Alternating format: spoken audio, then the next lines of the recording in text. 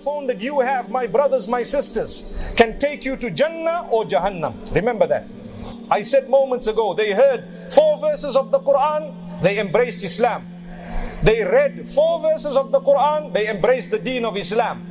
We have read what we know as khatma upon khatma upon khatma, once a month, sometimes once a week, sometimes once every 2 months. We've completed the entire mushaf. But brother, you cannot give up your pornography. A'udhu billah. It did not move you. Pornography is the problem of the age, wallahi. It's a difficulty. It affects your eyes, your brain, your mind, your organs, your reproductive system, the way you look at the opposite sex, your marriage. Absolutely everything is made rotten through a cancer because of your eyes perceiving some dirty sexual movements of the opposite sex. Totally haram, completely unacceptable, but available on your phone. Today, I was speaking to some brothers on our journey back from Birmingham, and I made mention of a very interesting point. Your mobile phone that you have, my brothers, my sisters, can take you to Jannah or Jahannam. Remember that. The way you use it, you have any scholar on the globe that Allah has used to affect you and impact on you at your fingertips.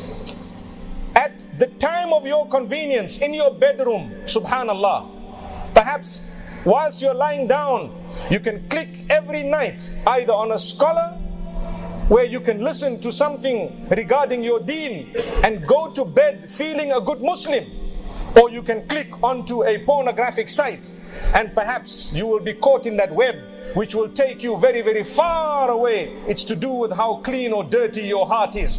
If you want to purify yourself, you need to force yourself before you go to bed. Click that phone, listen to a 10-minute clip of a scholar of your choice, subhanallah, and then go to bed. Every day that 10-minute dose will wake you up. But if you have a 1-minute dose of that which is pornographic or ugly or dirty or unacceptable, wallahi, it is like a seed that grows. And when the tree grows big, it's going to be very hard to uproot it, my brothers, my sisters. Get rid of it now.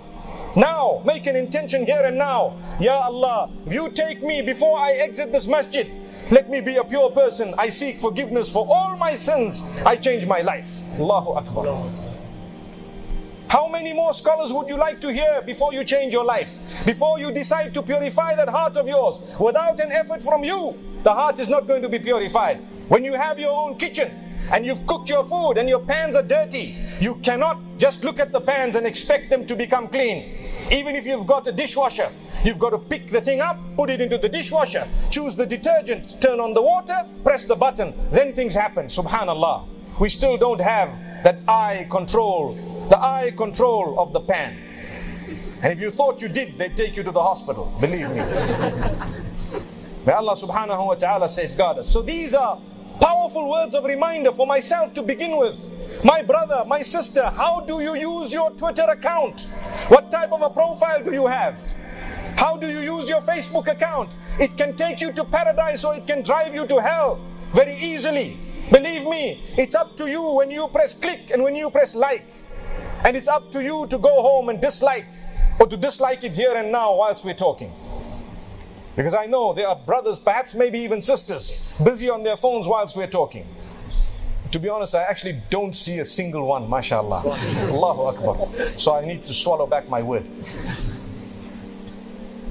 But this is what it is. If your heart is dirty, it begins to show your own self. You can see it. Your mind can figure it out. Why? Because you lead a life. What will happen to it? It will be full of bunk. You know, it will be so narrow, full of depression, full of stress, full of lack of contentment. Where is my contentment gone? It's gone with the pornographic site. It's gone with the adultery that you cannot give up. Adultery is a seed. Wallahi, if you sow it and you water it, watering means you return to it, and you water it more, you return to it more, it grows a tree. When the tree becomes big and strong, it becomes more difficult to uproot it. You get hooked onto it to the degree that it's just like second nature. No regret thereafter until you die in a condition. May Allah safeguard us. We had some brothers who came to me some time back telling me, you know, what do we do? Our father was looking like such a religious man and he died in the midst of 2 prostitutes with beer bottles. Do you want that? to be the end of your life, may Allah protect us all. Na'udhu billah. May Allah safeguard us. Well, if that's the case, do not let that be a probability. Rather, let salah be a probability, possibility. If you engage in 5 salah, the chances of you dying in salah are very great. Do you know that? There are so many who have died in sujood and ruku'. But if you don't read salah, there's no chance of that happening to you. Not at all. May Allah subhanahu wa ta'ala take us away whilst we are in His obedience. And may He protect us really, that we are not disgraced dying in His disobedience.